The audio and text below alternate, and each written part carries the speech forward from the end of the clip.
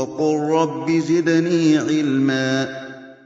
إن الحمد لله نحمده ونستعينه ونستغفره ونعوذ بالله من شرور أنفسنا وسيئات أعمالنا. من يهده الله فلا مضل له ومن يضلل فلا هادي له. وأشهد أن لا إله إلا الله وحده لا شريك له وأشهد أن محمدًا عبده ورسوله. يا أيها الذين آمنوا اتقوا الله حق تقاته ولا تموتن إلا وأنتم مسلمون. يا أيها الناس اتقوا ربكم الذي خلقكم من نفس واحدة وخلق منها زوجها وبث منهما رجالا كثيرا ونساء. واتقوا الله الذي تساءلون به والأرحام إن الله كان عليكم رقيبا. يا أيها الذين آمنوا اتقوا الله وقولوا قولا سديدا يصلح لكم أعمالكم ويغفر لكم ذنوبكم ومن يطع الله ورسوله فقد فاز فوزا عظيما. أما بعد فإن أصدق الحديث كتاب الله وخير الهدي هدي محمد صلى الله عليه وسلم وشر الأمور محدثاتها وكل محدثة بدعة وكل بدعة ضلالة وكل ضلالة في النار. Mes frères, mes sœurs, nous remercions Allah Ta'ala de nous permettre de nous réunir pour étudier le livre d'Allah Subhanahu wa Ta'ala et la sunna du prophète sallallahu alayhi wa sallam, en apprendre notre religion, en apprendre les règles liées à la pratique de notre religion, et spécifiquement ici, comme le mois de Ramadan n'est pas loin d'entrer, d'apprendre les règles liées au jeûne du mois de Ramadan. Avant de parler de cela, il y a une question qui nous est parvenue des sœurs qui concerne le sujet qui avait été traité au premier cours. Donc on va essayer de faire une petite parenthèse car ça concerne le même sujet et ce sera une bonne introduction pour le livre dans lequel on va entrer, Inch'Allah. Il faut savoir, barakallahu fikum, comme le frère l'a bien expliqué, le fait de s'attacher à une école juridique en particulier n'a apparu qu'à partir du 4e siècle et non pas les 3 premiers siècles. On connaît tous le hadith du prophète sallallahu alayhi wa sallam qui a dit « Les meilleurs gens sont ceux de mon siècle, puis ceux qui le suivent, puis ceux qui le suivent. » Donc, jamais le fait de s'attacher à une école juridique n'est apparu dans les 3 meilleurs siècles de l'islam. Et si les meilleurs siècles et le meilleur exemple à prendre sont les 3 premiers siècles de l'islam, et que le fait de s'attacher à une école juridique en particulier n'existait pas dans ces 3 premiers siècles, comment aujourd'hui on entend des gens dire « il faut absolument et obligatoirement s'attacher à une école juridique parmi les 4 imams ». La question que l'on pose, l'imam Malik, rahimahullah, quelle école juridique il suivait? Et Shafi'i, et Abu Hanifa, et Ahmed, et leurs élèves. Est-ce que leurs élèves, directs, ils ont suivi l'école juridique de leur professeur? Nous avons entendu auparavant que les compagnons de l'imam Abu Hanifa, qui étaient Zufar et qui étaient Muhammad ibn Hassan al-Shaybani, les compagnons les plus connus, ils l'ont contredit sur 1/3 du madhab de l'imam Abu Hanifa. 1/3. D'ailleurs, Muhammad ibn Hassan al-Shaybani est un rapporteur du Muwatta de l'imam Malik, c'est-à-dire qu'il a pris des cours après Abu Hanifa chez l'imam Malik. Et l'imam Shafi'i a été élève chez l'imam Malik. Est-ce que l'imam Shafi'i, qui a été 20 ans élève chez l'imam Malik, il a été maliki? Il a pris des avis, il a pris la science de l'imam Malik, et sur certains points, il a délaissé l'avis de Malik pour prendre l'avis de Layth parce qu'il avait plus de preuves, plus d'arguments. Taïb. En dehors des 4 imams, Shafi'i a dit en parlant de Layth ibn Sa'd, pour moi, Layth est plus savant que Malik. Est-ce qu'aujourd'hui on a le madhab al-Laythi? Donc, aucun de ces imams n'a jamais appelé à prendre la religion d'une seule personne. Mais ceci n'a apparu qu'après, bien après eux. Tout simplement, à leur époque, les gens revenaient aux savants pour leurs différentes questions. Ils revenaient aux savants spécialistes dans le hadith pour le hadith. Ils revenaient aux savants qui étaient plus connus dans telle matière ou telle chose ou tel domaine parce qu'il était connu dans ce domaine, sans lui demander est-ce que tu suis tel madhab ou tel madhab. Donc, puisque les 3 premiers siècles, ça n'existait pas at-tamadhub, et qu'aucun des imams de l'islam des 3 premiers siècles n'a appelé à suivre un madhab, ni depuis dans le Coran, ni dans la sunna du prophète sallallahu alayhi wa sallam, ni aucun des sahaba, ni les tabi'in, ni les tabi'in, ni les imams, aucun d'entre eux n'a demandé et rendu obligatoire ou même dit aux gens de suivre un madhab, de prendre d'un savant précis toutes les questions de la religion. À partir de là, on saura que ceci est apparu après.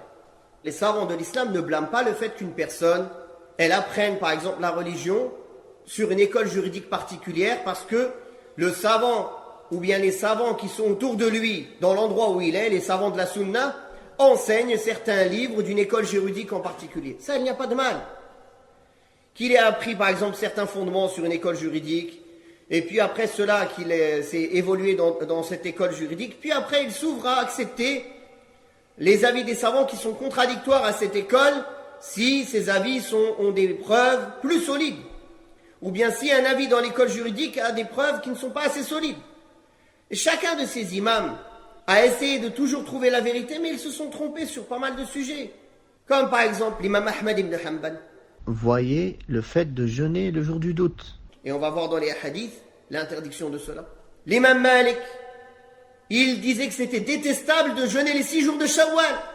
Alors qu'on va voir qu'il y a des hadiths authentiques qui prouvent que c'est recommandé de jeûner les 6 jours de Shawwal. L'imam Shafi'i disait que quand on touche une femme juste avec la main, on perd l'wudu. Alors qu'on voit plusieurs hadiths authentiques qui prouvent que ça ne fait pas annuler les ablutions. L'imam Abu Hanifa, combien il a donné de fatwas ou d'avis qui sont contradictoires à des hadiths authentiques, car il n'avait pas accès à ces hadiths, ou bien la chaîne de transmission du hadith qui lui était parvenue à lui, là où il était, il considérait qu'elle était faible ou douteuse, mais elle est apparue dans d'autres endroits que Al-Koufa avec des chaînes de transmission authentiques. Mais il ne l'a pas connu ou il ne l'a pas compris pour plusieurs excuses. Jamais pour vouloir contredire le Coran et la Sunna du prophète sallallahu alayhi wa sallam. Donc, une personne demande, puisque ces 4 imams se basaient sur les preuves du Coran et de la Sunna, pourquoi ne devons-nous pas les suivre dans chaque problématique? Tout simplement parce que maintenant on ne peut plus les questionner. Est-ce que quelqu'un du commun aujourd'hui, est-ce qu'il peut avoir accès à l'avis de l'imam Malik dans les questions religieuses précises? Est-ce qu'il prend son avis dans le Muwatta ou bien dans le Mudawwana? Quel est l'avis le plus juste? Par exemple, ça qu'il n'y a que les savants qui savent. Est-ce que telle parole de Malik, elle est vraiment, ça c'est vraiment sa parole, ou bien ça a été rapporté mais elle est faible? Qui va te dire ça? C'est des savants qui vont te répondre cela. Donc tu ne peux pas aujourd'hui questionner Malik, rahimahullah. Tu ne peux pas questionner Abu Hanifa. Tu ne peux pas questionner Ahmed. Tu es obligé de questionner un savant vivant. Demandez aux gens du rappel si vous ne savez pas. Et lui, de toute façon, jamais il va te dire quelque chose qui est contradictoire à ce que les grands savants de l'islam, parmi les salafs, ont dit. Il va te parler, il va te ramener ou bien l'avis de Malik, ou bien d'Abu Hanifa, ou de Ahmed, ou de Shafi'i, ou de l'Awza'i, ou de Layth ibn Sa'd, ou de Zuhri, ou d'un des compagnons. Jamais il va te donner un avis de son propre gré, sauf si c'est une question contemporaine. Donc, quoi qu'il en soit, tu vas devoir revenir vers quelqu'un de science vivant. Et cette personne de science vivante, il va te rapporter parmi les avis des savants ce qui paraît le plus juste.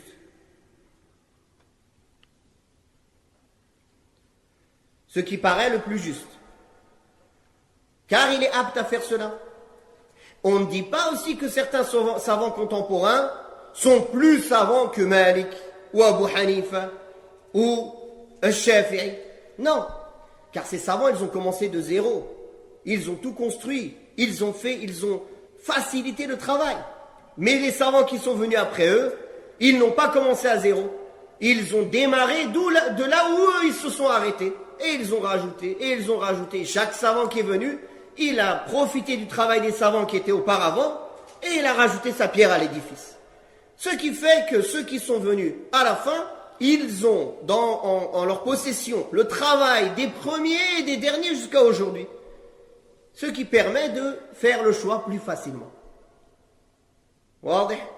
Mais jamais nous n'accepterons quelqu'un qui vient aujourd'hui et qui donne des avis qu'aucun parmi les salafs a donné. C'est ce qu'on appellera une bid'a, une innovation. S'il vient avec un avis qu'aucun parmi les pieux prédécesseurs n'a donné, que ce soit des 4 grandes écoles ou d'autres que, parce qu'il n'y avait pas que parmi les grands imams, comme on a expliqué, regardez ce que Shafi'i a dit de Layth ibn Sa'd.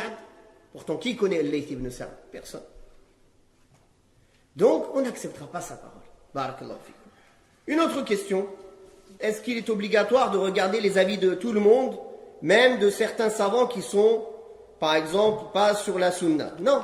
Une personne qui n'est pas sur la sunna, il n'est pas considéré comme un savant. Même s'il a beaucoup de connaissances.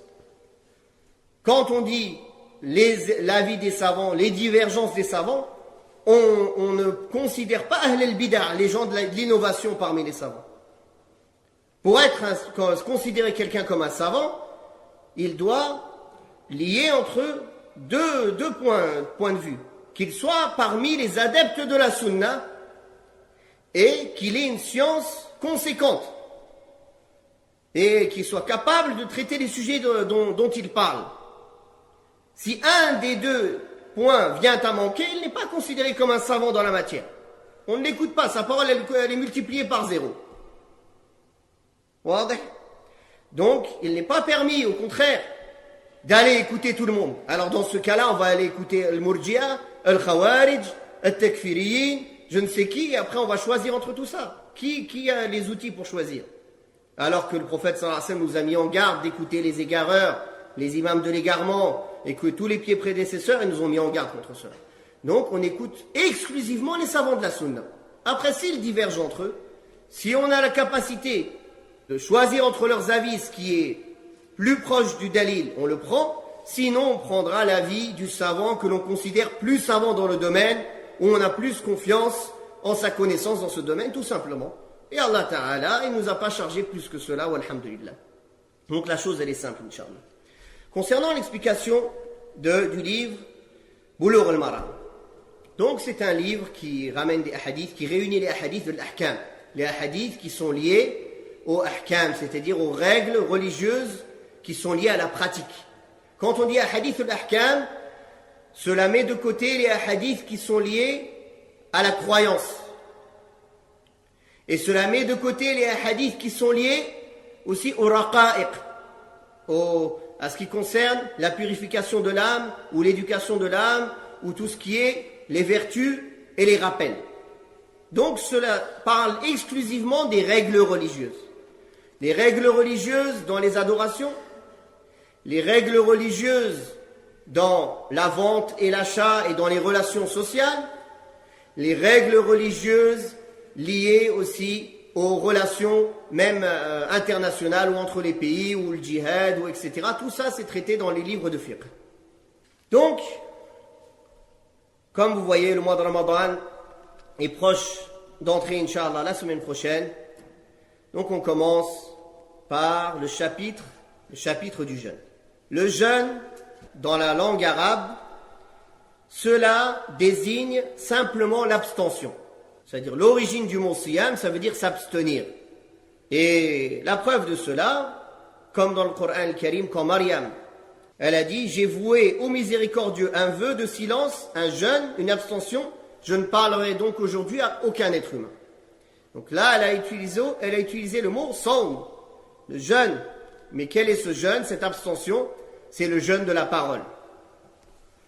Et Dans la terminologie religieuse, as-siyam, ça désigne l'abstention d'un individu particulier motivé par une intention de choses déterminées en un temps déterminé et spécifique. Donc quand on dit à une personne en particulier, on considère qui est cette personne en particulier? La personne pubère, douée de raison et musulmane, si on considère que ce n'est pas accepté du kafir. Bien que ceci est obligatoire même pour le kafir dans la parole la plus juste des savants. C'est-à-dire qu'il est obligatoire pour le kafir de faire toutes les adorations. Mais elles ne sont acceptées de lui qu'avec la condition de la foi. Donc ça c'est l'individu particulier, motivé par une intention particulière. Donc cette intention d'adorer Allah subhanahu wa ta'ala, sans intention, innamal a'malu binniyat. Les actes ne valent que par les intentions. Si une personne ne mange pas, ne boit pas, n'assouvit pas ses plaisirs pendant une journée entière, sans intention précise, alors il n'aura pas jeûné. Deux choses déterminées. Les choses déterminées, ce sont toutes les choses qui annulent le jeûne, on va le voir, Inch'Allah. En un temps spécifique, c'est du lever de l'Fajr as-Sadiq, véridique, jusqu'au coucher du soleil. C'est ça le temps spécifique. La définition du jeûne aussi qui a pu être donnée, c'est l'adoration d'Allah subhanahu wa ta'ala en s'abstenant de tous ceux qui rompt le jeûne, du lever au coucher du soleil. Pas du lever du soleil, hein. Du lever du Fajr, c'est-à-dire du moment du Fajr Sadiq, du crépuscule, jusqu'au coucher du soleil. Le jeûne du mois de Ramadan, c'est le troisième pilier parmi les piliers de l'islam. Il a été prescrit et rendu obligatoire la deuxième année de l'hégire. Et tous les savants sont unanimes pour dire que le prophète sallallahu alayhi wa sallam a jeûné 9 mois de Ramadan en entier dans sa vie. 9 années de suite le mois de Ramadan. Le jeûne du mois de Ramadan, donc il est venu comme on a dit la deuxième année. Avant cela, il était obligatoire de jeûner le jour de Ashura, pendant les 2 premières années où le prophète sallallahu alayhi wa sallam était à Al-Madina. Allah Ta'ala a dit, dans le sens des versets, « Ô vous les croyants, nous vous avons prescrit le jeûne comme nous l'avons prescrit à ceux d'avant vous, afin que vous atteigniez la piété. » Et le prophète sallallahu alayhi wa sallam a dit, l'islam a été bâti sur 5 piliers, et il a cité parmi eux, il mentionna le jeûne du mois de Ramadan. Donc le mois de Ramadan, c'est le 9e mois de l'année hégirienne, qui vient après le mois de Sha'ban et avant le mois de Shawwal, et c'est donc le 9e mois de l'année hégirienne. Un mois hégirien, il dure 29 ou 30 jours. Jamais moins de 29 jours, jamais plus de 30 jours. Quant à ce qui concerne les vertus du mois de Ramadan, ce n'est pas le sujet, mais en résumé, Allah tabaraka wa ta'ala dit dans le hadith al-Qudsi, toutes les œuvres du fils d'Adam sont pour lui, sauf le jeûne, car il m'appartient et c'est moi seul qui en donne la récompense. Sans compter qu'il y a beaucoup de vertus et de sagesse dans le jeûne. Parmi ceux-ci, c'est que la personne, elle s'entraîne à s'abstenir de certaines choses pour Allah, pendant une période précise. Et cette chose est un entraînement pour lui, pour s'abstenir, en dehors de ce moment-là, de tout ce qu'Allah a interdit. De même que le fait qu'il mange et qu'il ne mange pas, qu'il ne boit pas, et qu'il n'assouvit pas ses passions, ses désirs pendant un moment précis, c'est un moyen qu'il se rappelle qu'Allah le surveille et que dans son adoration, il est plus de goût et de plaisir. De même qu'il apprend la patience avec le jeûne. C'est pour ça qu'il est appelé le mois de la patience. Et il réunit dans le jeûne les 3 catégories de patience. Patienter dans l'obéissance d'Allah. Patienter envers les interdits, c'est-à-dire il ne les brave pas. Et patienter face à la destinée d'Allah subhanahu wa ta'ala, à ce qu'Allah a destiné qui peut être douloureux. Il réunit entre ces 3 patiences dans le moment du jeûne C'est pour ça qu'il est appelé le mois de la patience. Le fait de jeûner aussi, il y a, comme les savants disent, un bénéfice, alhamdulillah, même pour la santé de l'être humain, qui repose son estomac, ses intestins, etc. à un moment donné. Le fait de jeûner lui fait sentir aussi la faim, ce qui lui fait avoir de la compassion pour ses frères et sœurs qui sont dans la faim. Cela le pousse à être plus généreux envers eux. Donc il y a beaucoup de vertus et de sagesse dans le jeûne du mois de Ramadan. Le premier chapitre et le premier hadith qui est cité dans ce chapitre du jeûne, qui est sous le sous-chapitre « L'interdiction de jeûner 1 ou 2 jours avant Ramadan ». Donc, Abu Huraira radiallahu anhu rapporte que le messager d'Allah sallallahu alayhi wa sallam a dit « N'anticipez pas le mois de Ramadan par le jeûne d'1 ou 2 jours, excepté pour celui qui a l'habitude de jeûner ces jours, dans ce cas qu'il le fasse. » Ce hadith, il est rapporté par Al-Bukhari et Muslim. Bien sûr, je ne vais pas m'étaler dans l'explication, dans cette daura, dans ce séminaire, dans les détails des divergences entre les savants sur certains points. On va citer certaines divergences quand c'est utile, mais on va essayer de faire bien sûr une explication résumée. Car si on rentre trop dans les détails techniques, la majorité des gens ne profiteront pas. Donc ce hadith, quel est ce jour dont le prophète sallallahu alayhi wa sallam a interdit de jeûner, qui s'appelle Yawm al-Shak, le jour du doute. Ce jour, c'est le 30e jour de Sha'ban ou le premier jour de Ramadan. C'est-à-dire, c'est le jour qui vient après la 29e journée de Sha'ban. Et c'est ce jour-là que le messager d'Allah sallallahu alayhi wa sallam a interdit de jeûner tant qu'on n'est pas sûr que ce soit le premier jour de Ramadan. Donc les savants ont divergé, est-ce que c'est une interdiction formelle ou bien c'est seulement réprouvé et détestable pour la personne de jeûner ce jour-là. Et le plus juste, wallahu a'lam, c'est que c'est une interdiction, car le prophète sallallahu alayhi wa sallam l'a interdit clairement. La formule qu'il a utilisée en arabe est une formule par laquelle on comprend l'interdiction formelle, et il n'y a aucune qarina qui vient détourner cette interdiction formelle vers une réprobation ou que ce soit seulement détestable. Par contre, la permission est accordée à la personne qui a l'habitude de jeûner ces jours-ci. Par exemple, une personne qui a l'habitude de jeûner les lundis et les jeudis. Alors, le jour du doute tombe un lundi ou un jeudi. Cette personne-là pourra le jeûner. Il lui est permis et non obligatoire, bien sûr, car c'est un jeûne surérogatoire. Le troisième cas de figure, c'est une personne qui a un jeûne obligatoire à accomplir. Comme par exemple, rattraper encore quelques jours du mois de Ramadan passé. Ou bien, qu'il a fait un vœu de jeûner. Dans ce cas-là, il devra obligatoirement jeûner ce jour-là. Car ce n'est pas pour il n'a pas désigné ce jour-là exprès, car c'est un jour avant Ramadan. Mais, il a besoin de rattraper ces jours et il ne lui reste qu'un jour, par exemple, à rattraper, il est tombé ce jour-là. Bien que, justement, la personne doit s'empresser de rattraper ces jours manquants de Ramadan, ne pas attendre le dernier moment. La sagesse de cette interdiction, et Allah est plus savant, c'est premièrement de distinguer les adorations obligatoires des adorations surérogatoires. Car s'il n'y a pas de distinction, une rupture, une coupure, un espace-temps qui sépare les adorations surérogatoires des obligatoires, peu à peu, avec le temps, qu'est-ce qui va se passer? Les gens ne différencieront plus. Deuxième chose pour laquelle, wallahu a'lam, une des sagesses pour laquelle cette interdiction a été légiférée, c'est d'éviter l'exagération en islam. D'exagérer, de vouloir en faire plus. Ah non, mais c'est Ramadan, on va rajouter dans l'obligation un jour avant et un jour après. 2 jours avant et 2 jours après.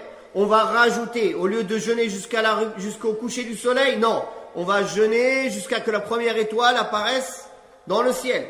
Tout ceci, c'est du roulou, c'est de l'exagération que l'islam a interdit. L'islam a interdit l'exagération comme il a interdit la négligence. Il y a justement un bon exemple. Et cela, certaines personnes ici pourront en témoigner. Il y a certains pays où quand on enseigne la salat aux enfants, ils ne leur différencient pas des obligations, des surrogatoires, des nafilas. Comme certains pays que je n'ai pas besoin de citer. Ils disent, la prière de l'Isha, c'est 17 rak'at. Tu prends n'importe quel enfant de ce pays, ou même pas seulement les enfants, un adulte, tu lui dis, combien d'unités de prière pour l'Isha? Il te dit 17. Tu lui dis non, l'Isha tout seul, il dit 17. Et il ne différencie pas, ni entre les sunan, ni entre eux ce qu'ils considèrent comme sunnah, comme nafila, comme wajib, parce qu'ils ont des catégories. Et à la fin, pour lui, la prière de l'Isha, c'est 17 rak'at. Et tu trouveras la plupart des gens de ces pays-là, ils abandonnent la salat. Pourquoi? La prière de Dhuhr, c'est je ne sais combien de rak'at. La prière de l'Isha, 17 rak'at. Alors lui, il travaille la journée, il doit prier Dhuhr. 10 rak'at pour Dhuhr. Il dit, j'ai pas le temps de faire 10 rak'at. L'Isha, 17 rak'at. Car ils ne différencient pas chez eux, quand ils l'ont enseigné, tellement ils n'ont pas différencié. Et tellement aussi ils ne font pas de séparation entre les obligations et les sunnahs. Dès qu'ils disent salam alaykoum, ils sont déjà debout pour faire des rak'at. Donc pour eux, tout ça c'est pareil. Pareil, tu trouveras chez certains peuples que la dua après la salat, ça fait partie de la salat. Personne ne se lève et part avant que l'imam il ait fait dua. Donc ils ont rajouté en islam une chose. D'où le fait que c'est une bid'a, c'est une innovation. Et pour eux, le fait de ne pas faire dua, c'est comme si tu n'as pas fini salat. La salat ne se finit pas avec taslim chez eux. La salat, elle se finit avec amin à la fin de la dua. Donc, dans le même principe pour le jeûne. Si on ne fait pas attention, si on ne sépare pas les œuvres surérogatoires des obligations, avec le temps, c'est comme ça que les bid'a, les innovations s'installent et que les limites des obligations est perdues. Non. Ce hadith, il ne mentionne que 1 ou 2 jours avant le Ramadan. Pourtant, il y a un autre hadith où le messager d'Allah sallallahu alayhi wa sallam a dit, quand la moitié de Sha'ban arrive, ne jeûnez plus jusqu'à ce que cela soit Ramadan. Donc, ce hadith, on va le voir plus tard, il est dans le livre Bulugh al-Maram, mais on va voir que ce hadith, en réalité, il est authentique. Et que ceux qui l'ont rendu faible ont trouvé une contradiction entre celui-ci et ce hadith qui est avec nous, alors qu'en réalité, ils ne se contredisent pas, ils ne font que se compléter, comme on va le voir, bi'idhnillah subhanahu wa ta'ala, plus tard. Le jeûne, il a été imposé en 3 étapes en islam. Première étape, c'était le jeûne de Ashura qui était obligatoire.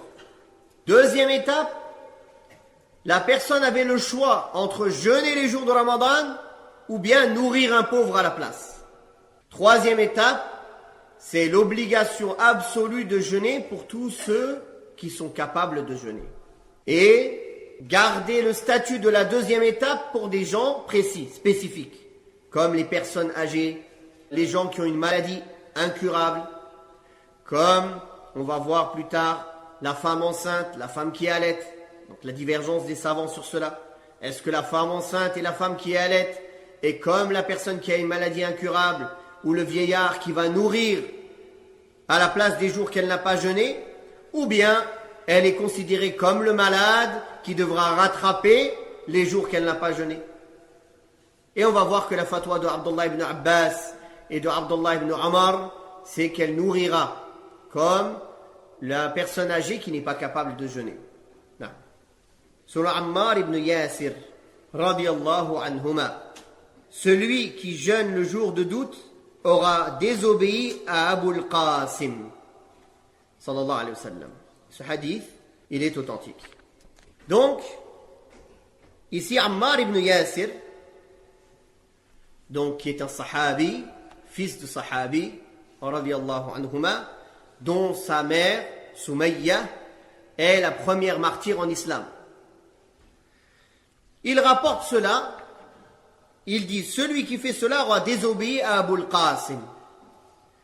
Ici, ce n'est pas une parole du prophète sallallahu alayhi wa sallam qui l'a rapportée. C'est lui qui dit cela, n'est-ce pas? Mais par contre, ça prend hukm al-raf'i. Cette parole, elle est comme si le prophète sallallahu alayhi wa sallam l'avait dit. Pourquoi? Car quand un sahabi, un compagnon dit, celui qui fait telle chose, il a désobéi au messager d'Allah, c'est qu'il a rapporté cela du prophète sallallahu alayhi wa sallam. C'est qu'il sait que le prophète sallallahu alayhi wa sallam a interdit cela. Donc en disant cela, c'est comme s'il disait, le messager d'Allah sallallahu alayhi wa sallam a interdit de jeûner ce jour-là. Ça prend le même statut. C'est clair? Cette parole d'Ammar ibn Yasir, c'est comme s'il avait dit, le prophète sallallahu alayhi wa sallam a interdit de jeûner le jour du doute. On voit ici que Ammar ibn Yasir a nommé le prophète sallallahu alayhi wa sallam Abul Qasim. Car le prophète sallallahu alayhi wa sallam a eu un fils de Khadija qui s'appelait Qasim, qui est mort. Et aussi dans le hadith sahih, le prophète sallallahu alayhi wa sallam a dit « Ana Qasimun wallahu mu'ti » Je suis celui qui partage et Allah c'est lui qui donne, subhanahu wa ta'ala. Donc, il l'a nommé Abul Qasim. Il y a une différence entre nommer le prophète sallallahu alayhi wa sallam quand on parle de lui avec une kunya ou bien l'appeler. Car quand on l'appelle, Allah tabaraka wa ta'ala a interdit d'appeler le messager d'Allah sallallahu alayhi wa sallam comme on s'appelle les uns les autres. Il a dit, n'appelez pas le prophète sallallahu alayhi wa sallam comme vous vous appelez les uns les autres, dans le sens des versets. Donc quand les sahaba appelaient le prophète sallallahu alayhi wa sallam, ils l'appelaient Ya Nabi Allah, Ya Rasul Allah. Wadih. Mais quand ils parlent de lui en son absence, ce n'est pas comme l'appeler. Il est permis dans ce cas-là d'utiliser sa kunya et de dire Abul Qasim. Wadih. Donc il y a une différence entre l'appeler et parler de lui sallallahu alayhi wa sallam en son absence. Et d'ailleurs, c'est sa kunya. Et le prophète sallallahu alayhi wa sallam donc avait cette kunya-là, car il a eu un fils qui s'appelait Al-Qasim et que lui-même il s'est donné cette caractéristique, qu'il est Al-Qasim, qu'il partage.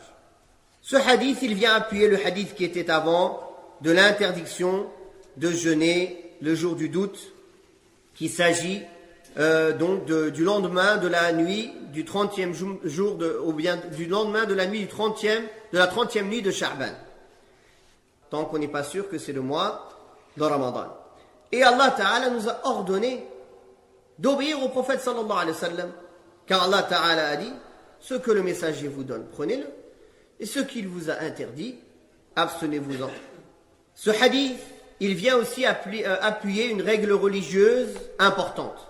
La base, c'est qu'une chose reste comme elle est jusqu'à preuve du contraire. C'est-à-dire, la base, c'est qu'on est toujours dans le mois de Sha'ban jusqu'à preuve du contraire. Tant qu'on n'a pas la preuve du contraire, on est dans le mois de Sha'ban. On va mettre cette règle en pratique sur d'autres choses. Par exemple, une personne, pendant les nuits de Ramadan, il ne sait pas si le Fajr s'est levé ou non. La base, c'est qu'il est encore dans la nuit jusqu'à preuve du contraire. S'il a eu un doute, il a cru qu'il était encore nuit, il s'est renseigné, il a regardé le réveil, il a mal regardé. Et en fait, il avait mal regardé, il a cru qu'il était 1 heure plus tôt et il a mangé. Après, il se rend compte qu'en fin de compte, il s'est trompé, il a mal regardé le réveil, par exemple. Alors, il n'aura rien à faire. Il s'abstiendra et il continuera de jeûner, car la base, c'est que la nuit est présente jusqu'à preuve du contraire. Mais dans le sens contraire, si il rompt le jeûne avant le Maghrib sur un doute, en pensant que le Maghrib est arrivé, que le soleil s'est couché, mais sans qu'il en ait une preuve, ni un avis prépondérant, alors il devra rattraper ce jour-là, car la base, c'est qu'il fait encore jour jusqu'à preuve du contraire. Donc cette règle-là, elle est appliquée dans elle a beaucoup de sous-applications. Et ce hadith est une preuve aussi de cette règle. Wadih. Donc le prochain chapitre, c'est jeûner et rompre à la vision Donc certains traduisent la nouvelle lune, c'est une erreur. Jeûner et rompre à la vision du croissant, du nouveau croissant de lune. Il y a une différence entre la nouvelle lune et le croissant de lune. Donc, Abdullah ibn Umar radiyallahu anhuma rapporte: j'ai entendu le messager d'Allah sallallahu alayhi wa sallam dire: si vous le voyez, jeûnez. Et lorsque vous le voyez de nouveau, c'est-à-dire le nouveau croissant, rompez le jeûne. S'il vous est caché, estimez le nombre de jours, ou bien dénombrez, comptez le nombre de jours. On va voir, est-ce que c'est estimé, est-ce que c'est compté, ou est-ce que c'est complété? Ça rentre dans l'explication, Inch'Allah. Dans la version de Muslim, si il vous est caché, c'est-à-dire le nouveau croissant, comptez 30 jours. Et le Bukhari rapporte compléter à 30 jours. Il rapporte également qu'Abu Huraira radiyallahu anhu compléter à 30 le nombre de jours du mois de Sha'ban. Toutes ces versions sont authentiques.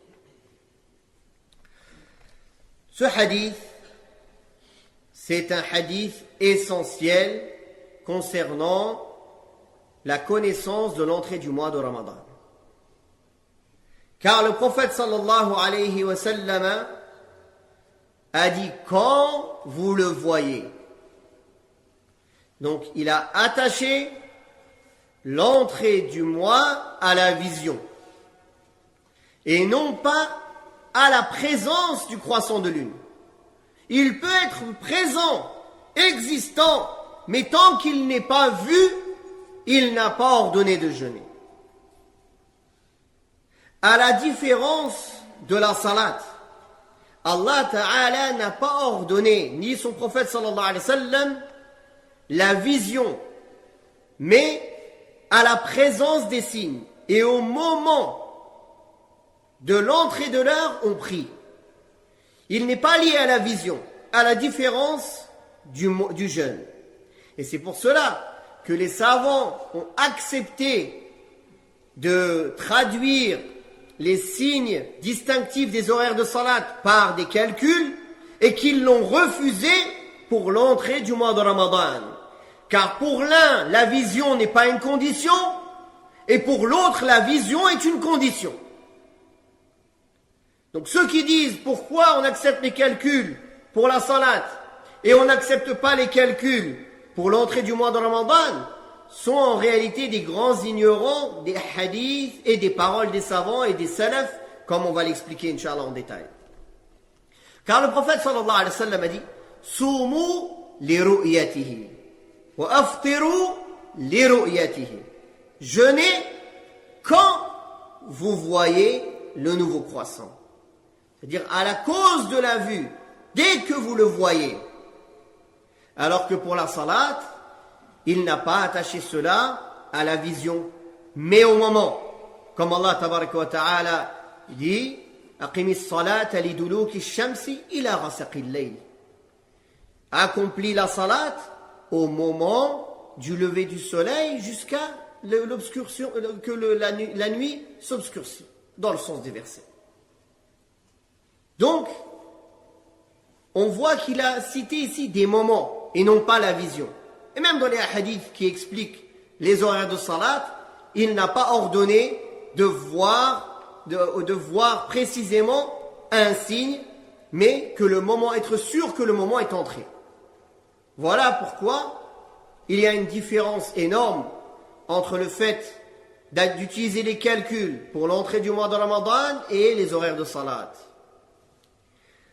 Et on va voir, comme le rapporte l'imam al-Qarafi de l'imam Malik, il dit, Ibn Nafi' rapporte que Malik a dit, en parlant du gouverneur qui s'appuie sur les calculs astronomiques pour établir l'entrée d'un mois, ou du mois de Ramadan, il a dit, en ce cas-là, on ne devra pas lui obéir, même le gouverneur.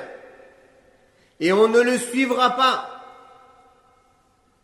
Et Al-Qarafi donc a rapporté, car il a dit donc en complétant cette parole de l'imam Malik, l'imam, le dirigeant qui voit qu'on prend les calculs astronomiques pour établir le nouveau croissant de lune, il ne le sera pas suivi car il contredit le consensus des salafs, des pieux prédécesseurs. Car le consensus des pieux prédécesseurs, c'est qu'il est interdit d'utiliser le calcul astronomique pour établir l'entrée du mois ou la sortie du mois. De même, Al-Hafidh al-Iraqi rapporte en expliquant ce hadith, faqduru lah. Et il a expliqué qu'il y a un troisième groupe qui a expliqué cela, faqduru lah, estimez-le avec les calculs astronomiques. Il dit, mais cela n'est pas juste. Et ils ont dit que certains parmi les tabi'in auraient eu cet avis comme le Mutarrif ibn Abdillah ibn Shikhir, ibn Surayj, et Ibn Abd al-Barr al-Hafid ibn Abd al-Barr a dit, cette parole n'est pas établie de ces deux tabi'in, ou de ces deux salafs. Ceux qui rapportaient d'eux comme quoi ils auraient vu que c'est permis d'utiliser les calculs astronomiques n'est pas juste. Ils n'ont jamais dit cela. Il n'y a aucune version authentique qui est rapportée d'eux concernant cela. Donc celui qui dit qu'il est permis d'utiliser les calculs astronomiques pour déterminer l'entrée du mois de Ramadan, il a contredit le consensus de la communauté musulmane. Et il a contredit avant cela le Coran et la Sunna du prophète sallallahu alayhi wa sallam et le consensus des musulmans dans la compréhension du Coran et la Sunna du prophète sallallahu alayhi wa sallam. Donc celui-là aura amené une bid'a en islam, une innovation en islam. Une innovation en islam. D'ailleurs,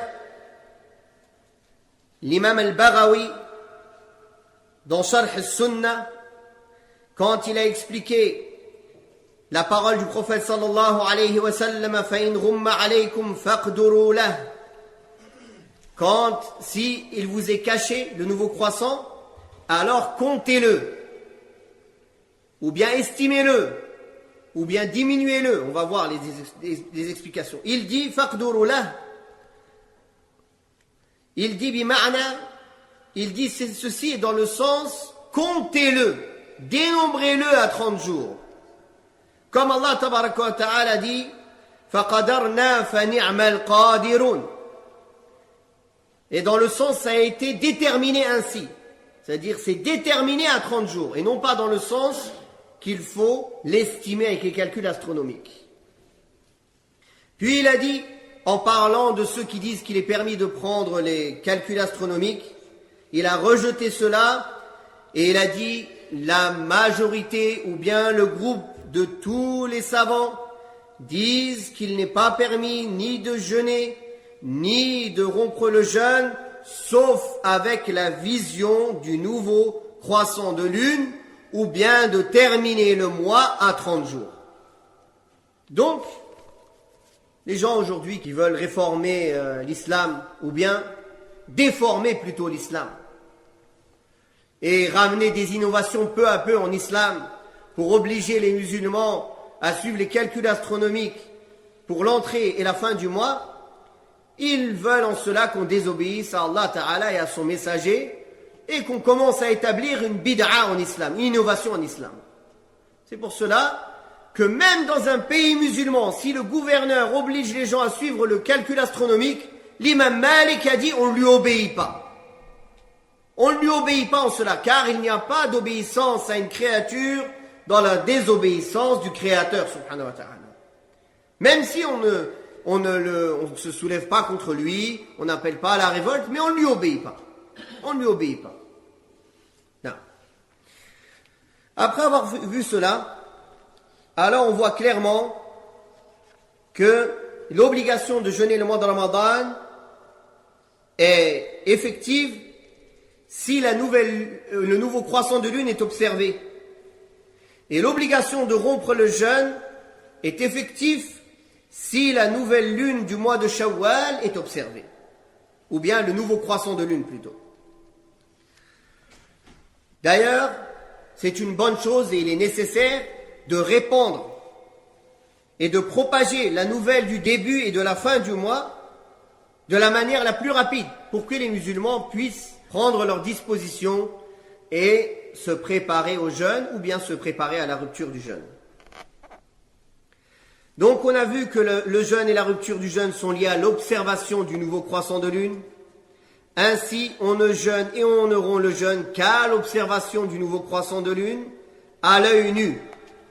Ou bien, même en utilisant un télescope, il n'y a pas de mal à condition, mais ce n'est pas une condition. Que ce soit à l'œil nu, ou bien un outil qui permet le grossissement de la vision, car cela n'est qu'un outil comme des lunettes qui grossit seulement la vision et qui ne change pas la vision réelle. Elle ne fait que l'agrandir. Donc il n'y a pas de mal, que ce soit avec un télescope ou à l'œil nu. Si lors de la nuit du 30 Sha'ban, il y a des nuages, ou bien de la poussière, ou bien autre chose qui empêche l'observation du nouveau croissant de lune, alors on complétera le mois de Sha'ban à 30 jours.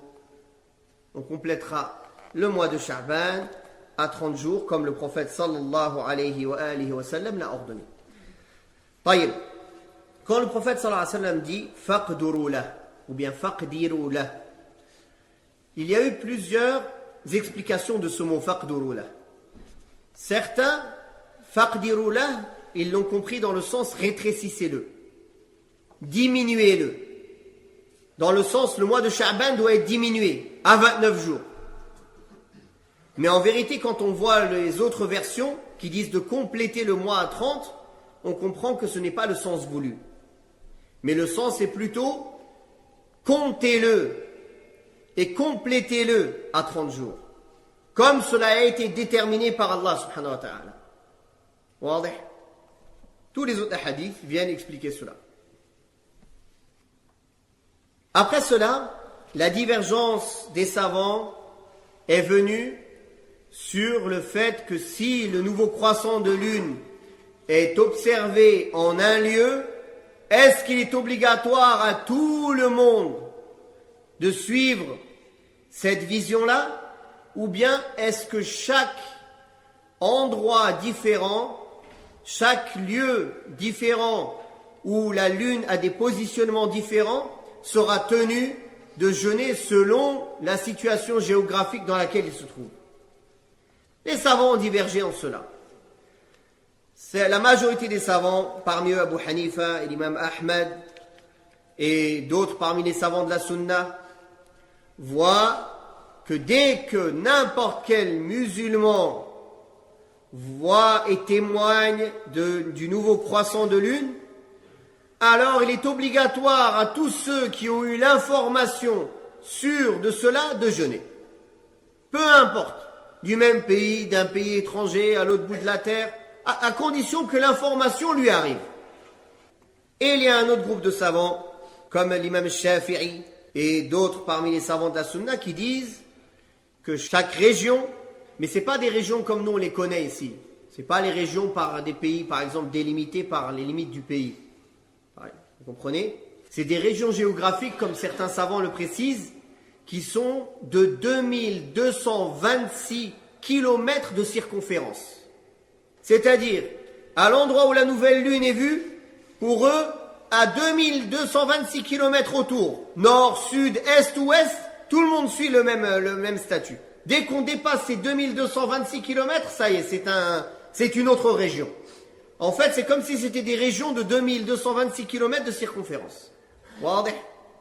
C'est comme ça qu'ils considèrent les régions par rapport aux différents positionnements de la Lune et aux différents endroits où la Lune peut être vue. C'est pas les régions comme nous on connaît, la France, la Belgique, le Luxembourg. Quelle différence entre Luxembourg et la Belgique, par exemple? Ou entre Nice et Monaco? Dites-moi la différence. Ou bien entre le Maroc, entre celui qui est à Tanger ou à Melilla. Quelle différence? Un, il est en Espagne, l'autre il est au Maroc, pourtant c'est à côté, n'est-ce pas?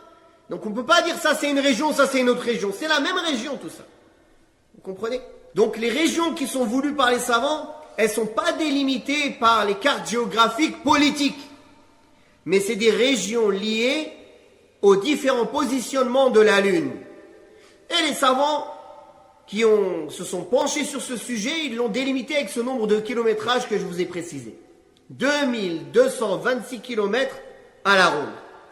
Que ce soit au nord, au sud, à l'ouest ou à l'ouest, peu importe. Donc ceux-là disent, si la Lune elle est vue en un endroit, tous ceux qui sont à 2226 km de circonférence sont obligés de jeûner. Ceux qui sortent de cette circonférence-là, ils ne sont pas obligés jusqu'à que eux voient le nouveau croissant de Lune. Donc voilà la divergence qu'il y a entre les savants. Mais en pratique aujourd'hui, c'est pas ça qui est pratiqué. En pratique aujourd'hui, les décisions elles sont prises selon des délimitations géographiques et politiques. Les gens d'Arabie jeûnent avec les limites de l'Arabie, les gens des Émirats avec la décision des Émirats, les gens de Jordanie avec la décision de la Jordanie, les gens, etc. Ça, c'est ce qui est aujourd'hui présent. Alors qu'en vérité, scientifiquement parlant, c'est pas juste, car il y a des pays, c'est des tout petits pays, et d'autres, ils sont énormes. Et parfois, il y a des pays, ils sont collés, ils peuvent jeûner à 2 jours différents, alors qu'il y en a un juste à la frontière en face, à 5 km, il a vu le croissant de lune, à 5 km de l'autre côté, il le suit pas. Normalement, ça devrait pas être comme ça. Donc, les savants se sont penchés sur cette question. Parmi eux, les savants de Hayat Kibar al-Ulama, de l'assise des grands savants d'Arabie. Aussi, les savants de Majma' al-Fiqh al-Rabitat al-Alam al-Islami, du Conseil de jurisprudence de la Ligue islamique mondiale.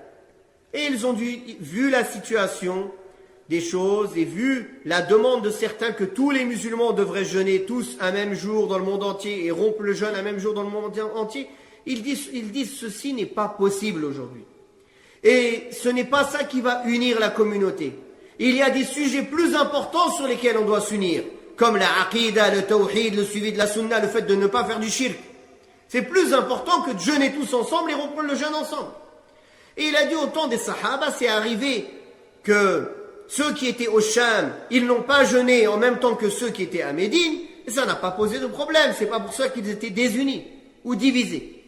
Donc ils disent au minimum, si on n'arrive pas à jeûner ensemble, alors au moins chaque région, elle jeûne ensemble. Et on ne reste pas dans un pays, un voisin est jeûne, un autre voisin il ne jeûne pas. Donc, si les instances dirigeantes d'un pays, ils ne se basent pas sur le calcul astronomique et qui prennent une décision pour les musulmans, alors ils en portent la responsabilité, on les suit. À condition qu'ils ne suivent pas les calculs astronomiques. Donc, en résumé, pour nous en France, c'est pas parce que le CFCM, même si on considère, certains vont dire, ils me représentent pas, ils représentent personne. Mais en pratique, c'est eux, on va dire, qui répandent l'information, n'est-ce pas? S'ils ne se fient pas au calcul astronomique, comme ils ont fait il y a 3 ans. D'ailleurs, ils ont fait apparemment une tauba, ils ont dit c'est fini, on fera plus ça. Maintenant, on se fie plus sur les calculs astronomiques. Ils se sont fait piéger une année par l'UEF, ils ont dit c'est fini, on ne le fera plus. Donc apparemment, d'après ce qu'ils disent, ils ne vont pas suivre les calculs astronomiques cette année non plus. Donc alhamdulillah.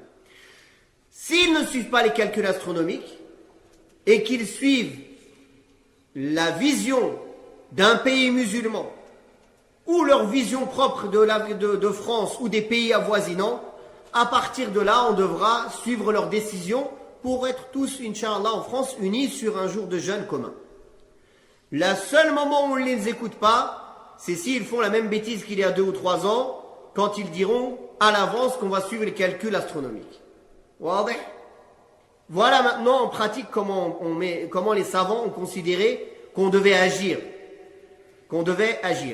Mais d'un point de vue religieux, cette divergence existe. Est-ce que tous les pays doivent jeûner ensemble ou non? Cette divergence existe et chacun ramène ses arguments, que ce soit du Coran et de la Sunna et de la compréhension des salafs et même de la science moderne. Certains ont prouvé avec des calculs à la science moderne que la Lune fait le tour de la Terre en moins de 12 heures. En moins de 12 heures, donc en moins d'une demi-journée. Donc normalement, si le nouveau croissant est vu dans un pays, normalement tous les pays qui viennent après sont concernés par cette journée, car la Lune fait le tour de la Terre en moins d'une demi-journée.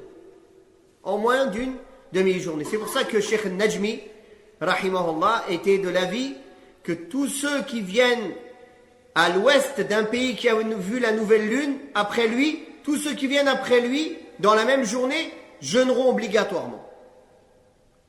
Ça, c'est un avis aussi qui a été donné par Cheikh al-Najmi, rahimahullah, et d'autres savants. Cheikh al-Albani, lui, considère qu'à la base, si quelqu'un le voit dans un pays, tout le monde doit jeûner. Il a dit, mais comme c'est impossible aujourd'hui ou difficile, au minimum que chaque contrée jeûne ensemble. Au minimum. C'est-à-dire, c'est en deuxième choix. C'est pas le premier choix. Non. Un dernier point concernant la vision du croissant. Si le jeûne est annoncé au cours de la journée, par exemple, si des gens ont aperçu le nouveau croissant de lune dans le désert, sans disposer ni de téléphone, ni de quoi que ce soit, et qu'ils reviennent du désert au milieu de la journée, et qu'ils établissent devant le juge l'observation du nouveau croissant de lune, doit-on jeûner à partir de ce moment-là? La réponse est que le prophète sallallahu alayhi wa sallam a dit, si vous le voyez, jeûnez. Et là, l'observation est confirmée. Donc quand il dit si vous le voyez, ou bien directement, ou bien par témoignage. C'est-à-dire ce n'est pas obligé, quand le prophète sallallahu alayhi wa sallam dit, quand vous le voyez, jeûnez, que tout le monde, un par un, voit le nouveau croissant. Si cela a été établi par des témoins, c'est comme si on l'avait vu. Non. Mais les savants ont dit par contre, est-ce qu'il faudra compenser ce jour-là ou non? Alors la plupart des savants sont d'avis que la compensation est obligatoire. Mais Cheikh l'Islam Ibn Taymiyyah rahimahullah est d'avis que cela n'est pas obligatoire, car le prophète sallallahu alayhi wa sallam a lié l'obligation à la vue, et en ce jour l'observation n'a été confirmée qu'au milieu de la journée. Et lorsqu'elle a été confirmée, ils ont fait ce qu'on leur a imposé et ils ont jeûné.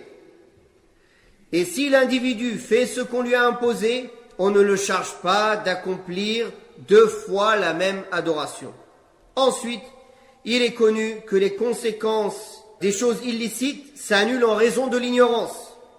En raison de la parole d'Allah tabaraka wa ta'ala, Rabbana la tu'akhidna in nasina wa akhta'na.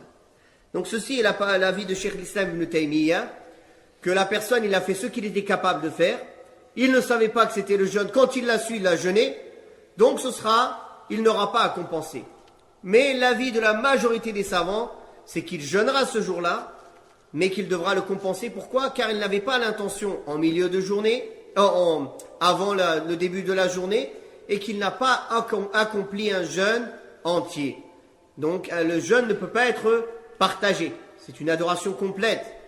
Donc ceci est l'avis majoritaire et c'est l'avis le plus sûr. Donc Inch'Allah, si une personne reçoit la nouvelle dans la journée que c'était Ramadan et donc il ne pouvait pas mettre l'intention de jeûner avant car il ne savait pas avant, il jeûnera le reste de la journée et il devra compenser après l'Eid une journée, Inch'Allah tabaraka wa ta'ala. Combien de témoins il faut qui ont vu le nouveau croissant de lune pour déclarer l'entrée du mois de Ramadan? Il faut savoir qu'en dehors de Ramadan, la majorité des savants voient qu'il faut 2 témoins pour annoncer l'entrée du mois et la sortie du mois. Mais concernant le mois de Ramadan, il y a divergence entre ceux qui s'accrochent ou qui restent sur cet avis-là et ceux qui disent qu'un seul témoin est suffisant, comme on va le voir dans le hadith. Le premier hadith de Abdullah ibn Umar radiyallahu anhuma rapporte: les gens cherchaient la vision du nouveau croissant de lune. J'ai informé le prophète sallallahu alayhi wa sallam que je l'avais vu, et il a jeûné et il a ordonné aux gens de le jeûner. Ce hadith est authentique, il est rapporté par l'imam Abu Daoud. Le deuxième hadith, Ibn Abbas radiyallahu anhuma rapporte qu'un bédouin vint trouver le prophète sallallahu alayhi wa sallam et lui dit: j'ai vu la nouvelle lune. Le prophète sallallahu alayhi wa sallam dit: attestes-tu qu'il n'y ait nulle divinité digne d'adoration si ce n'est Allah? Oui. Attestes-tu que Mohammed est le messager d'Allah? Oui. Ô Bilal, annonce aux gens de jeûner demain. Mais ce hadith, il est faible. D'ailleurs, l'imam al-Nasa'i, il a dit, il est mursal. Il est mursal, c'est-à-dire il manque le sahabi, il manque le nom du compagnon, c'est-à-dire la personne, le tabi'i, il a directement dit, le prophète sallallahu alayhi wa sallam a dit. Ce hadith de Abdullah ibn Omar prouve clairement que le témoignage d'une seule personne musulmane pubère, douée de raison, et dont le témoignage est acceptable, suffit pour confirmer le début du mois de Ramadan. Car ici, il n'y a que Abdullah ibn Omar qui a témoigné de cela, et le prophète sallallahu alayhi wa sallam a accepté son témoignage, et il a jeûné, et il a ordonné aux gens de jeûner.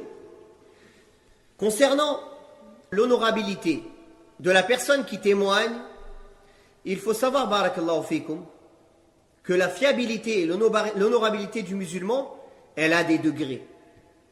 C'est-à-dire, selon la situation et selon le sujet dans lequel on est, on devra plus ou moins enquêter sur son honorabilité ou non. Par exemple, on entre dans une mosquée et que les musulmans prient. Est-ce qu'on est tenu d'enquêter sur l'imam avant de prier derrière lui ou non? Qui peut me répondre? Dites-moi. Non. On prie derrière les musulmans, on ne se pose pas de questions. On ne cherche pas, oui, c'est qui cet imam, c'est quoi sa aqida, comment il fait, etc. On ne cherche pas, on prie derrière lui. Wadih. Et le fait d'aller demander à chaque fois qu'on rentre dans une mosquée la aqida ou la voix de l'imam avant de prier derrière lui, c'est une bid'a. Par contre, s'il apparaît, ou si la nouvelle nous est parvenue, que cet imam est un tombolâtre, ou qu'il fait du shirk akbar, du grand associationnisme, ou qu'il appartient à une secte dont ses adeptes sont considérés mécréants par les musulmans, alors on ne priera pas derrière lui. On ne priera pas derrière lui une fois qu'on a cette certitude ou cette information vérifiée. On ne dit pas, ouais non, j'ai pas besoin de savoir, je prie derrière lui. Non, une fois que maintenant l'information t'est arrivée, sans que tu ailles fouiller, alors tu es obligé d'en prendre compte si cette information, bien sûr, est sûre et véridique. L'honorabilité par rapport aux témoins d'un mariage. On se suffit que c'est des gens qui, en apparence, ils ont l'air corrects, d'être des bons musulmans.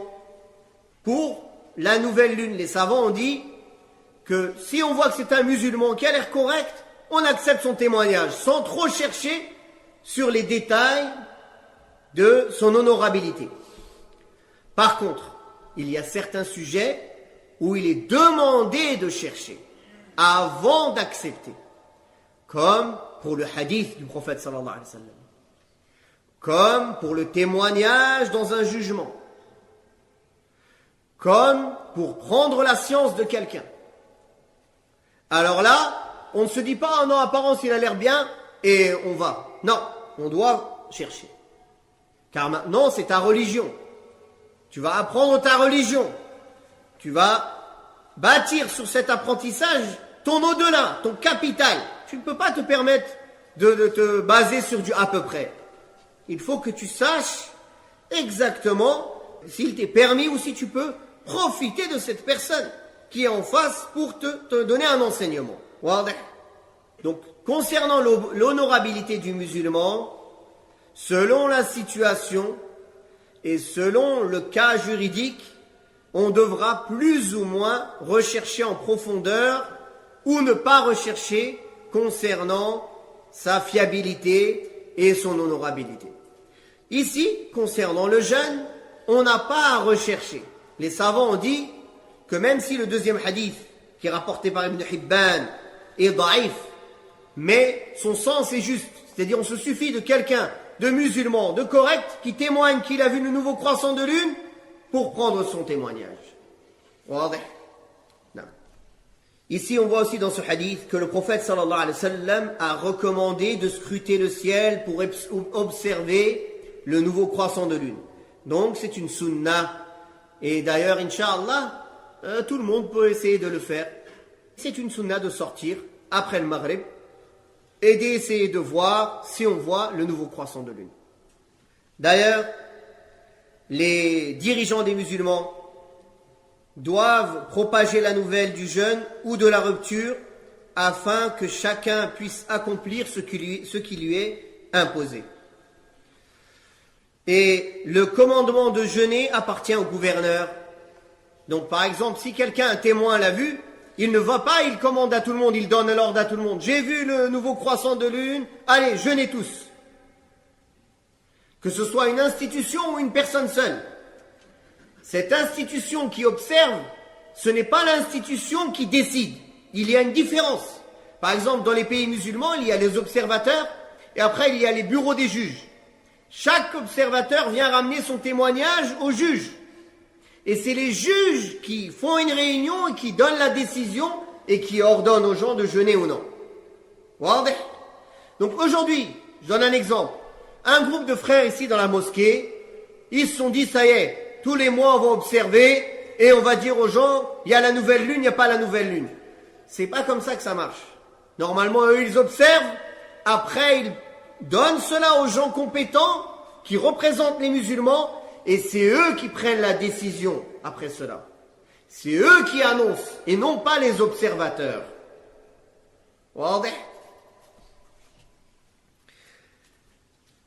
Car il faut bien sûr une certaine compétence religieuse pour savoir est-ce que ce témoignage est accepté ou non et pour savoir est-ce qu'on fait l'annonce ou non. Donc ceci n'est pas du ressort de chacun.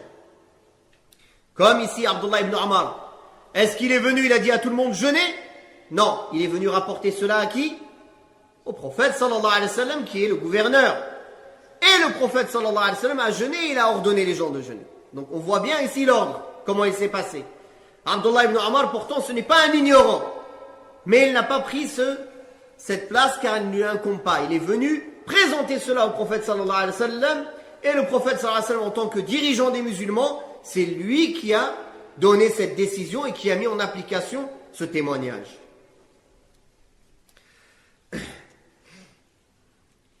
Et comment on comprend cela? Du hadith. Il a jeûné et il a ordonné aux gens de jeûner. Non. Maintenant, on passe au chapitre de l'intention de jeûner. Quand est-ce que cette intention doit intervenir? Et en cela, nous allons citer deux hadiths et essayer de les expliquer, Inch'Allah. Le premier hadith, le hadith de Hafsa, la mère des croyants, radiyallahu anha, rapporte que le prophète sallallahu alayhi wa sallam a dit: celui qui n'a pas l'intention de jeûner avant l'aube n'a pas de jeûne. Et ce hadith est authentique. Ad-Daraqutni rapporte: pas de jeûne pour celui qui n'en a pas l'intention dans la nuit. Le prochain hadith, le hadith de Aïcha, il est lié à ce hadith, donc on va le citer aussi. Aïcha radiyallahu anha rapporte: un jour le prophète sallallahu alayhi wa sallam entra chez moi et demanda: y a-t-il quelque chose à manger? Non. Alors je suis en état de jeûne, ou bien je jeûne. Il revint un autre jour, et je lui dis: on nous a offert du haïs. Il répondit: montre-le-moi, car je jeûne depuis ce matin. Il le mangea, et le hadith, il est rapporté par Muslim, il est authentique. Le premier hadith, il était rapporté par l'imam Abu Daoud, et il est aussi authentique.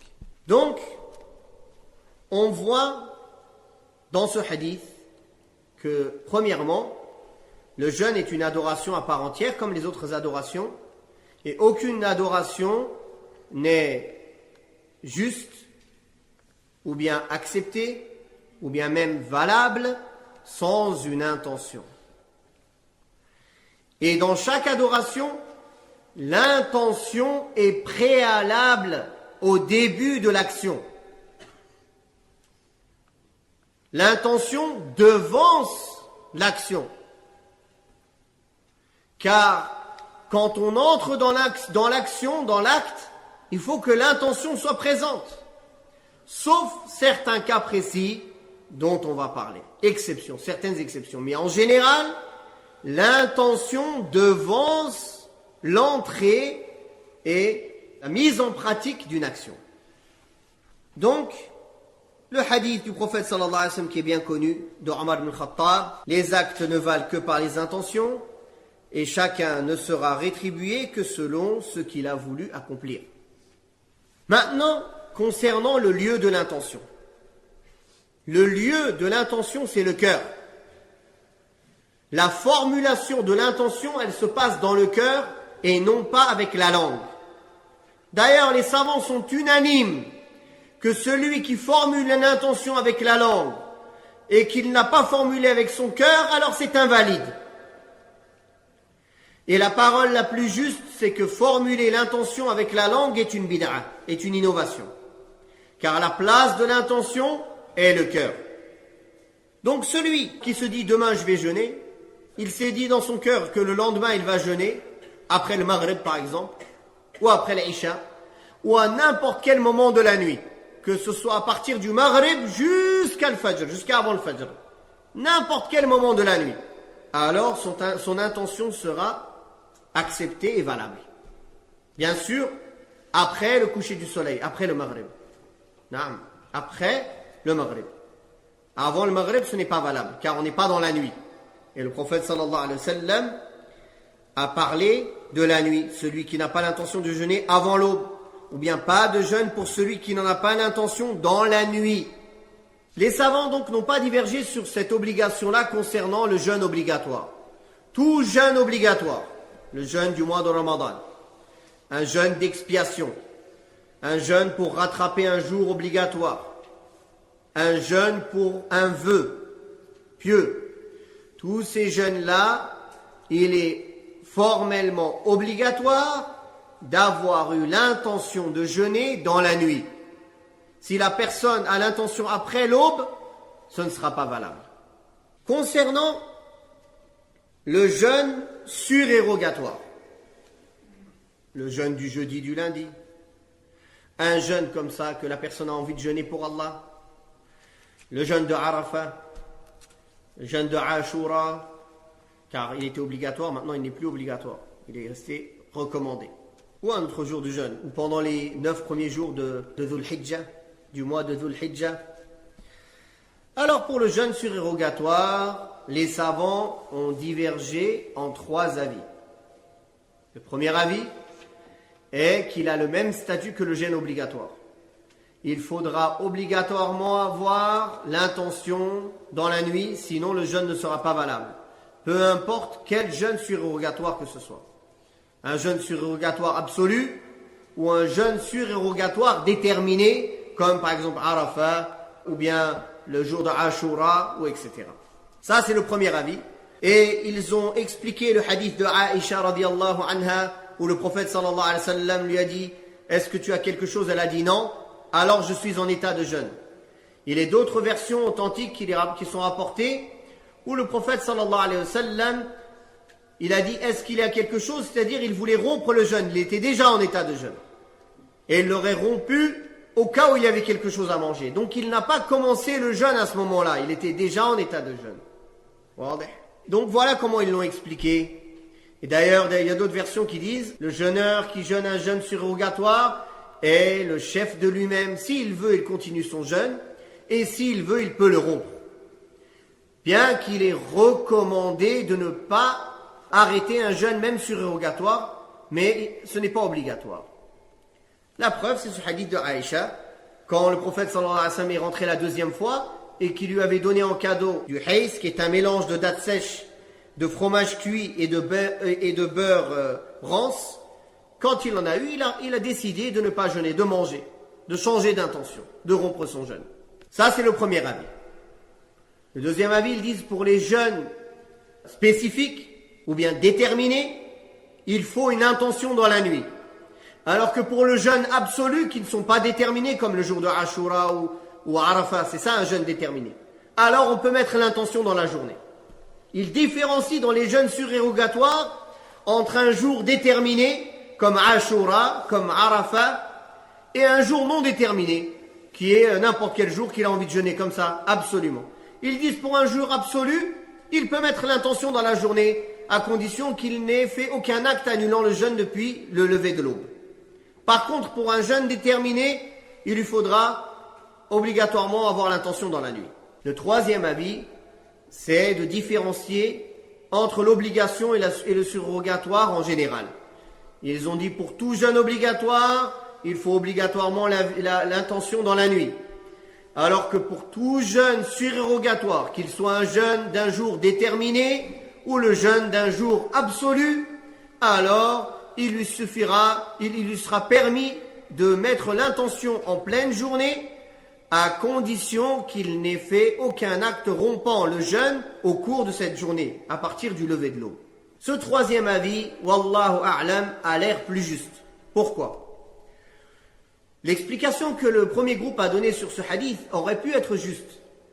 Mais nous avons des versions où Abdullah ibn Abbas, radiyallahu anhu, dit de manière authentique, « Je me lève le matin sans l'intention de jeûner, et je n'ai rien mangé et rien bu jusqu'à que je me rapproche de l'heure de Dhuhr, et voilà que je mets l'intention de jeûner et je complète ma journée de jeûne. » Donc là c'est clair.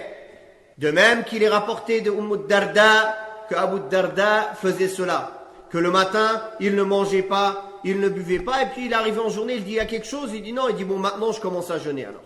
Donc nous comprendrons, et c'est ça justement la salafiyya, de comprendre les textes selon la compréhension des salafs. Et les premiers salafs après le prophète sallallahu alayhi wa sallam, qui sont-ils? Les compagnons du prophète sallallahu alayhi wa sallam.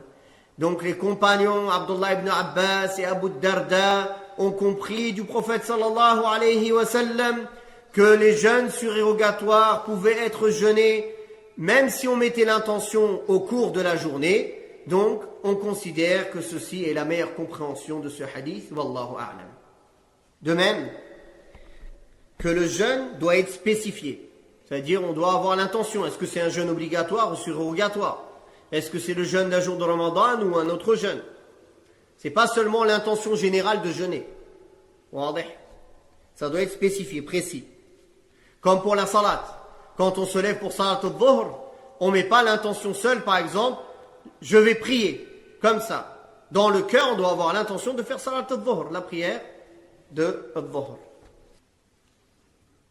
Pour finir, le jeûne surérogatoire, il est recommandé de le compléter. Par exemple, si une personne jeûne un jeûne surérogatoire et il est invité à un repas de mariage ou invité par des amis, s'il pense que le fait de ne pas manger avec eux, cela va le blesser ou bien il va mal le prendre, alors il lui sera recommandé de rompre son jeûne et de manger avec eux.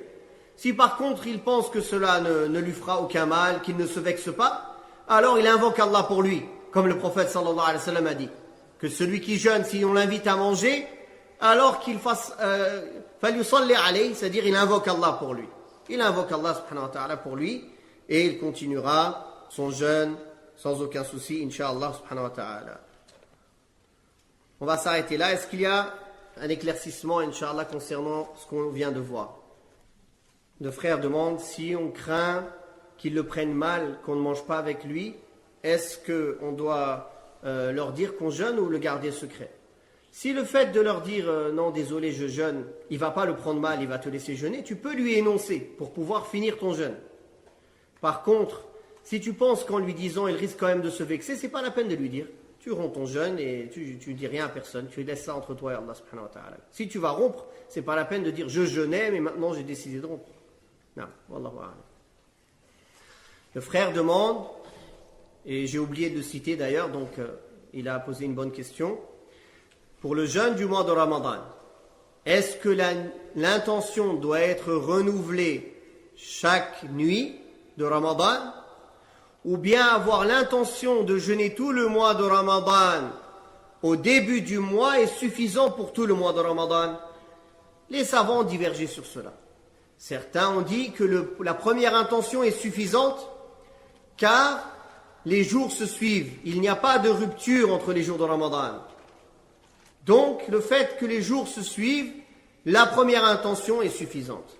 L'autre groupe de savants ont dit oui, les jours se suivent, mais les jours ne se suivent pas sans nuit.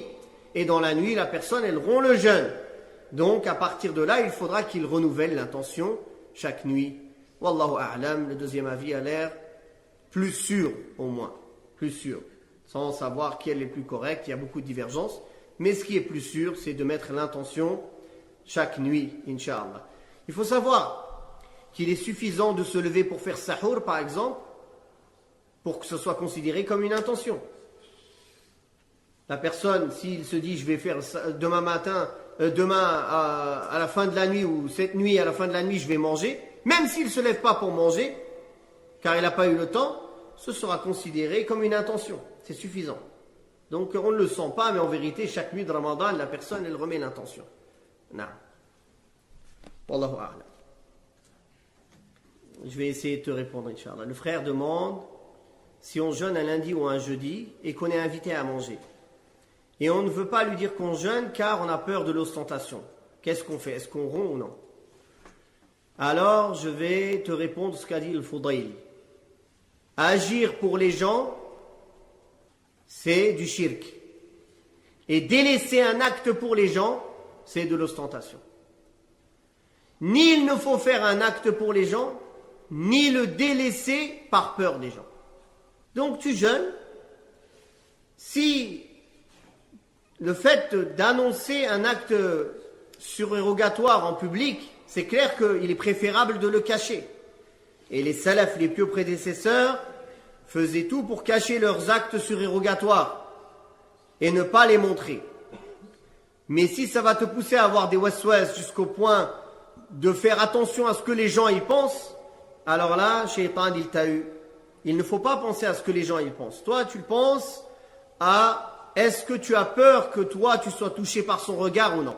Si tu penses que tu peux être faible et que son regard ou ses louanges ou bien sa considération pour toi peuvent te toucher dans ton cœur, dans ce cas-là, tu peux le cacher et rompre parce que tu as peur pour toi, car tu sais que tu es faible. Par contre, sinon, tu ne dois pas faire attention à ça. Tu ne dois pas prêter attention à cela et faire les choses pour Allah et délaisser les choses pour Allah. Donc si tu délaisses le jeûne pour Allah, pour faire plaisir à ton frère musulman, tu en attends la récompense auprès d'Allah. Non. Il faut, barakallahu fikoum, essayer d'oublier les gens et d'agir pour Allah et toujours mettre en avant qu'Allah nous voit, nous entend et c'est à lui seul que nous rendrons des comptes. Non. Wallahu a'lam.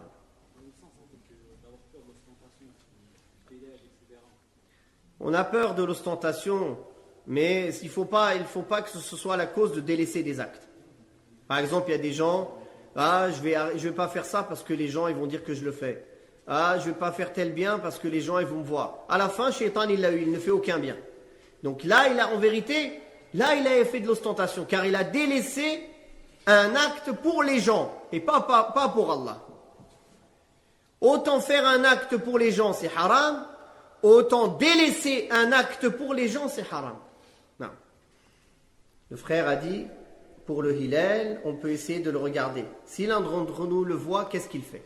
Alors, la première chose à faire, c'est d'en informer les instances compétentes.